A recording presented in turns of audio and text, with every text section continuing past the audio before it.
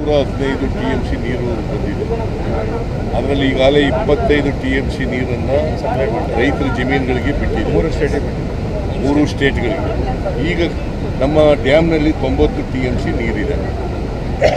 ಮೊದಲನೇ ಬೆಳೆಗೆ ತೊಂದರೆ ಏನಾಗಲ್ಲ. ಈಗ ಇವತ್ತು as on today date number 19ನಲ್ಲಿ 35,000 ಕ್ಯೂಸೆಕ್ಸ್ ನೀರು ಹೋಗ್ತಾ ಇದೆ. 35,000 ಕ್ಯೂಸೆಕ್ಸ್ ನೀರು ಕಡಿಮೆ ಮಾಡ್ಕೊಳ್ಳದೇನೆ ರಿಪೇರಿ ಮಾಡೋಕ್ಕಾಗಲ್ಲ. 1629 TMC ಇದು ಫೀಟ್ ಇದೆ, ಅದನ್ನು ಕಡಿಮೆ ಮಾಡಬೇಕು. 1629 ಫೀಟ್ ಕಮ್ಮಿ ಮಾಡಬೇಕು.